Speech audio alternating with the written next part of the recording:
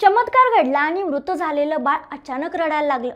अनेकदा आपण अशा घटना पाहिल्या असतील, वाचल्या असतील की अंत्यसंस्काराची तयारी करत असताना एखादा माणूस जिवंत होतो, मात्र नुकताच या जगात प्रवेश घेतलेलं एक नवजात बाळ मृत घोषित केल्यानंतर रडायला लागलं। तर ही घटना महाराष्ट्रातील बीड जिल्ह्यात घडली आहे। केस तालुक्यातील होळ या रुग्णालयात एक महिला सोमवारी प्रसूतीसाठी दाखल झाली। सोमवारी रात्री तिने एका बाळाला जन्म दिला, मात्र बाळाची हालचाल होत नव्हती। डॉक्टरांनी तपासणी केल्यानंतर बाळाला मृत घोषित केलं आणि त्याच्या अंत्यसंस्कारासाठी बाळाला नातेवाईकांकडे सुपूर्द करण्यात आलं। बाळावर अंत्यसंस्काराची तयारी सुरू असताना अचानक थोडीशी हालचाल जाणवली। मग तेथील एका वृद्ध महिलेने बाळाला हातात घेतलं आणि बाळाला कुशीत घेतलं।